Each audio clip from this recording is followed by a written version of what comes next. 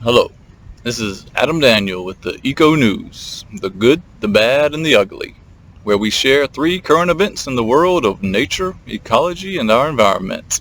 One good, one bad, and one downright ugly. The only news where you get one good story for every two bad ones. In this episode, episode 1, we'll be talking about red wolves, pipeline problems, and the gasoline freakout caused by high hackers.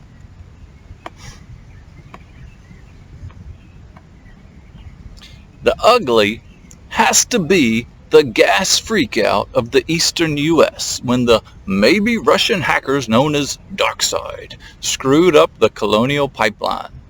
It's ugly because it exposed how quickly fear can induce panic buying and result in freakouts, angry customers waiting in long lines, wasting gasoline to buy more gasoline, and people fervently filling plastic bags, totes, and other unauthorized receptacles with gas, resulting in exploding Hummers, undoubtedly stinky back seats from sloshing gone wrong, and the ludicrous craftiness and ridiculousness of putting gasoline in grocery bags. A video of one woman filling up bags has resurfaced from a year ago. At least she's reusing that bag.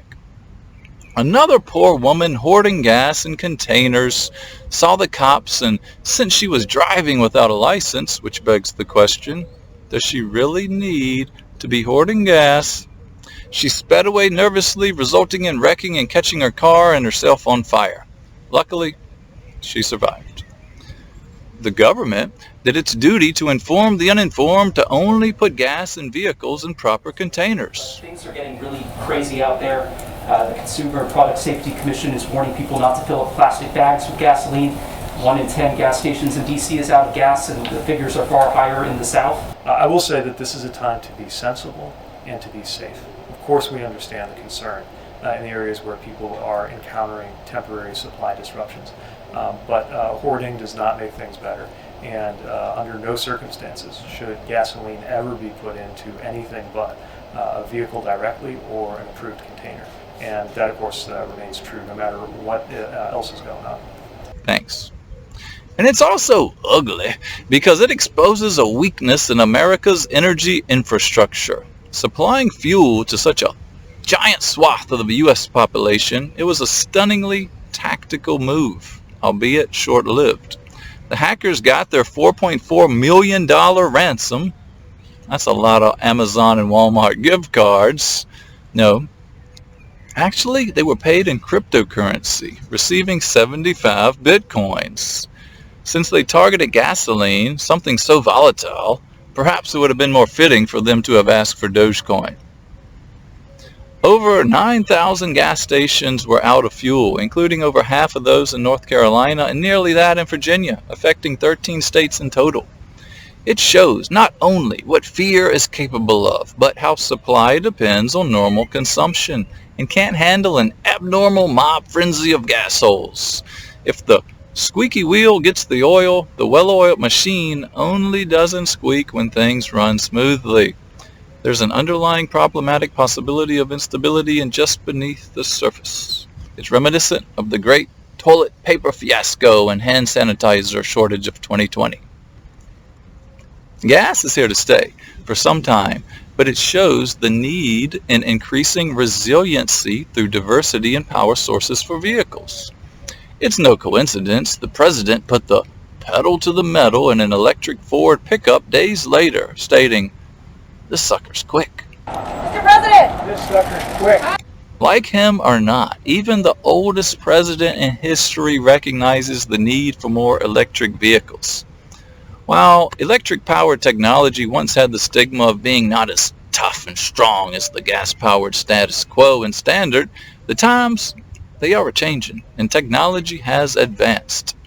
And who isn't excited to start opening up the frunk to plug in power tools, store things, or even power the average American home for 3 days during a power outage with the bi-directional charging feature? The practicality of this 400 horsepower electric vehicle sounds like a game changer. More electric cars, trucks, and even tractors are on the near horizon, with NASA even experimenting with airplanes now. Frunk. A weird combination word that'll get overplayed in the next year, no doubt. President Biden can't get away from oil or sending mixed messages as he stands against the Keystone XL pipeline while canceling a smack on the wrist sanction on a Russian pipeline, appeasing Germany and Russia, a geopolitical move, no doubt. The pipeline will allow Russia to bypass Ukraine and make more of Europe dependent on Russian oil. In other news, the good.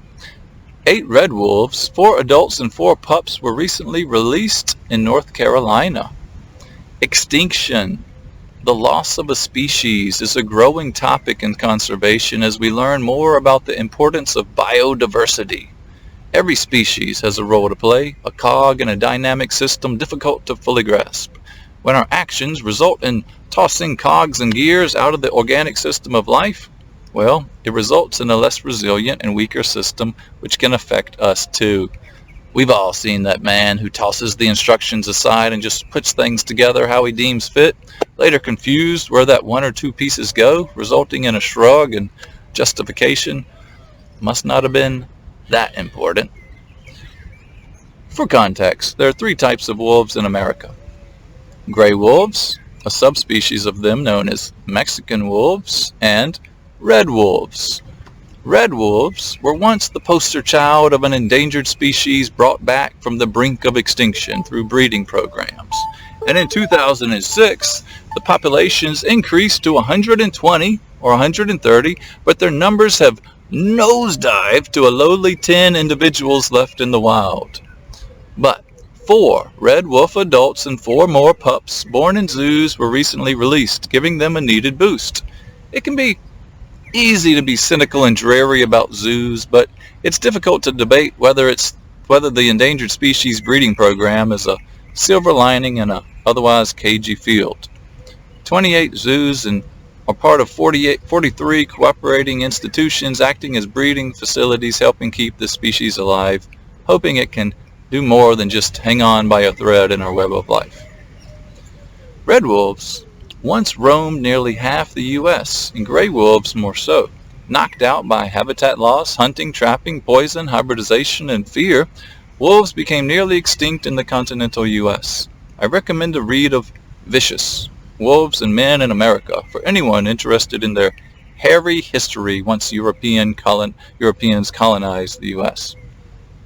The once apex predator, the red wolf only exists in the wild in one tiny pocket of one state, North Carolina, and its numbers are so pitifully low it's hard to be optimistic about their future.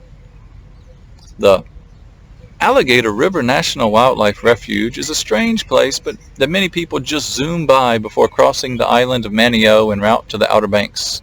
It's the only place red wolves, black bears, and alligators coexist in the wild. And while it's the smallest and only population of red wolves, which I guess makes it the largest population of red wolves, it houses one of the most densely packed populations of black bears anywhere in the southeast U.S. The only thing there's more of is speeding cars of tourists with kids asking, "Are we there yet?" ready to finally be at the beach. And wildlife biologists have to place pups in a wild den while a mom is out hunting and has left her litter unattended. Timing is tricky for this, with the pups around 2 weeks old or less. She returns and magically her litter is grown and she typically rears them all the same. Wolves have a special place in my heart. A keystone species, the OG progenitor of man's best friend, they're amazing creatures with an important role in ecosystems. Not only are red wolves an endangered species, the International Union for Conservation of Nature classifies them as critically endangered. Any species listed as endangered is in poor shape, but any critically endangered is like having 1 foot out the door into extinction, a dangerously and nearly irreversible place to be. With only around 10 left in the wild, 8 more canids of fresh genetic diversity is a success and good news indubitably, nearly doubling the wild population. And it must be wolf pup drop-off time, because the 3rd type of wolf in America, that subspecies of the gray wolf known as the Mexican wolf, received a boost to their population as 5 pups were flown from a St. Louis facility to Arizona.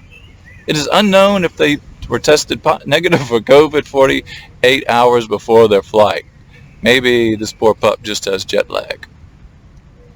That makes our red wolf total 18, Mexican wolves around 186, and according to the Wolf Conservation Center, gray wolves holding strong with a much larger population in comparison at approximately 15,000 or so individuals. And now they can update their red wolf numbers. And lastly, the bad. Well, it's all USA this week, and 2 for 1 on fossil fuels. The Mountain Valley Pipeline is a natural gas pipeline under construction, and it got momentarily halted by a vehicle looking like it was headed for a demolition derby. A young activist chained or locked herself to the vehicle in efforts to shut down work in Giles County, Virginia. It didn't delay things long, about 5 hours, but the vehicle had some words for the world, expressing thoughts over hydrocarbons and pollutants being extracted, transported, and combusted for energy and their lasting effects on planet Earth. It's a chilling question. Who killed the world? Or who is attempting to? And in spite of environmental destruction, I remain painfully optimistic we will, in fact, adapt and learn to cohabitate sustainably on this planet. Between heavy rains and erosion issues, court cases, tree sitters, and protesters, this Mountain Valley Pipeline project has stopped and started, hitting more roadblocks than you can shake a stick at. Or been up and down more times than we've had mixed messages on mask protocol. At 92% completion, it is predicted to open summer of 2022. America, like every country, demands an increasing amount of power and energy consumption. The question becomes, how do we satisfy the seemingly insatiable thirst? On MVP's website, they state, as our nation addresses climate change, MVP will play an important role in our transition to a lower carbon economy, and we are committed to satisfying all regulatory requirements and safely building and operating this important natural gas transmission pipeline. We're bucking up against unprecedented times with exponential growth in population, technology, and innovation, butting heads with stubborn ways of managing operations and new paradigms of opportunity. Some fear change, some embrace it. The only thing for certain is we've got a long road to hoe, and we've got to grow smarter in how we interact with our life support system known as planet Earth. Next week, who knows where we'll go? Got something you think is worth covering? Let me know. Links to these events are in the description. Until next time, this is Adam Daniel live in the field with the good, the bad, and the ugly of the Eco News.